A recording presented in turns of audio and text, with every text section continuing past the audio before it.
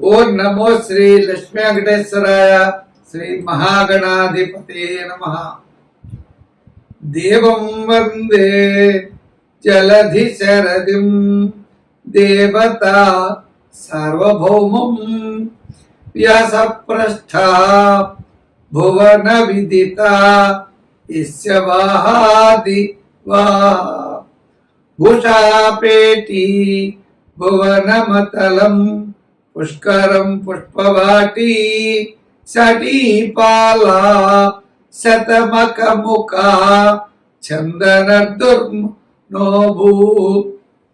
ఆ పరమేశ్వరుడు ఎప్పుడు వస్తాడు బయటికి అని ఆ కైలాస గుహల్లో ఉంటాడు కదండి. ఆయన పర్వత గుహల్లో ఉంటారు స్వామి. ఆ కైలాసం ఆయన దర్శన భాగ్యం కోసం ఋషులు మునులు గంధర్వులు అందరూ కూడా వెయిటింగ్ చేస్తూ ఉంటారు. ఆయన బయటకు వచ్చిందా ఎప్పుడొస్తాడా అని. వచ్చిన వెంటనే ఆనందం. ఎంతో సమయం నుంచి ఆయన దర్శన భాగ్యానికి నిరీక్షిస్తూ ఉంటారు. ఎవరు? ఋషులు, మునులు, గంధర్వులు, కిన్నరులు, కింపురుషులు. వీళ్ళంతా ఆయన దర్శనం జరిగిన తర్వాత ఆయన పలకీలో ఎక్కించుకుని అలా మోస్తూ ఉంటారట ఈ ఋషీశ్వరులు. అప్పుడు వారి యొక్క ఆనందం అవధులు లేకుండా ఉంటుంది అన్న చేత అటువంటి పార్వతీ పరమేశ్వరుల్ని ఆరాధించడం ఈ కార్తీక మాసంలో చాలా గొప్పది. చేత ఈ నవంబర్ నెలలో స్వామివారిని ఆరాధించండి. సోమవారం అదేవిధంగా కార్తీక ధర్మాల్ని ఆచరిస్తూ మీరు ఉన్నతమైనటువంటి దిశగా ప్రయాణం చేయడానికి అవకాశం ఉంటుంది. మీ రాశుల గురించి తెలుసుకుని కార్తీక ధర్మాలను ఆచరిస్తూ ఉంటే దోష పరిహారం ద్వారా మంచి ఫలితాలు మనం పొందగలుగుతాం. కార్తీక మాసంలో దానము, శ్రాద్ధము, అర్చన, శాలిగ్రామ దానాదులు అనంతమైన ఫలితంగా ఇవ్వడం జరుగుతుంది. ఇప్పుడు మీ రాశి గురించి తెలుసుకుని తప్పనిసరిగా సులభమైన పరిహారాలను ఆచరించడం ద్వారా సత్ఫలితాలు మనం పొందగలం. సింహరాశి. ఈ సింహరాశి వారికి నవంబర్ నెలలో నవంబర్ 15 వరకు ఆత్మవిశ్వాసం ఉంటుంది, దృఢమైన సంకల్పం ఉంటుంది, ప్రతి పని యందు శ్రద్ధ, విశేషమైన పరిజ్ఞానం ఉంటుంది, మంచి ఆలోచనలతో ముందుకు వెళ్ళగలుగుతారు. ఇతరుల యొక్క సహాయ సహకారాలు తప్పనిసరిగా మీకు లభిస్తాయి. ఆర్థిక పరమైన సర్దుబాట్లు జరుగుతాయి.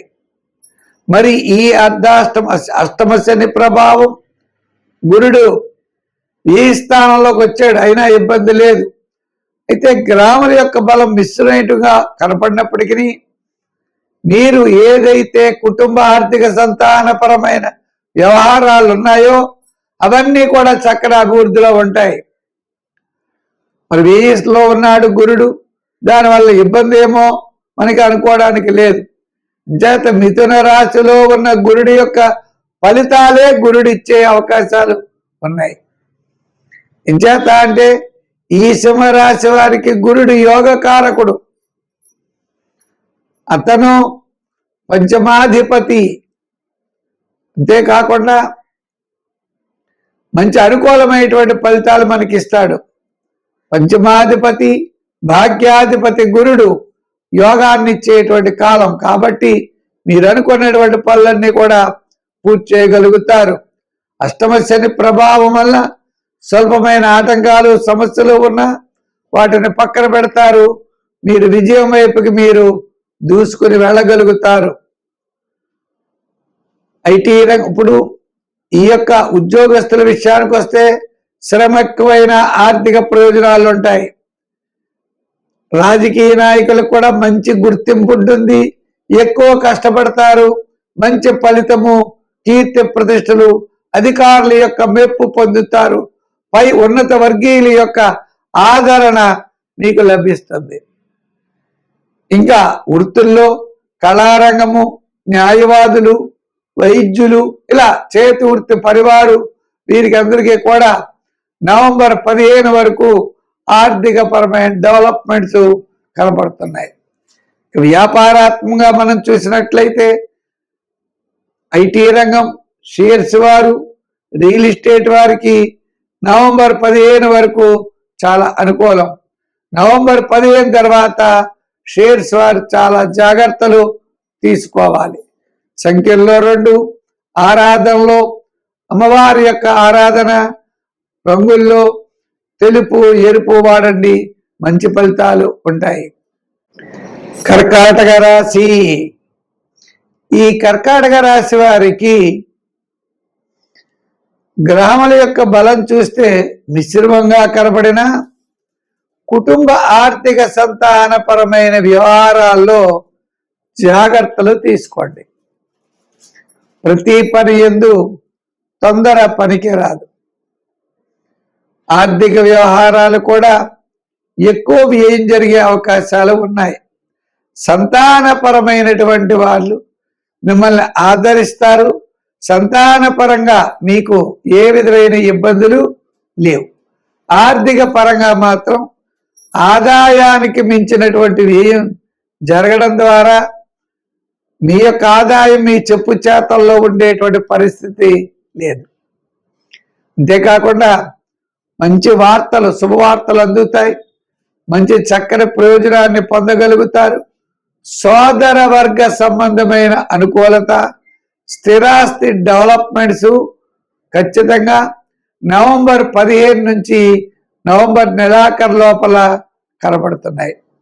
కోర్టు వ్యవహారాదులు మీకు అనుకూలంగా తీర్పునిస్తాయి. చిన్న చిన్న సమస్యలు తగ్గుముఖం పడతాయి.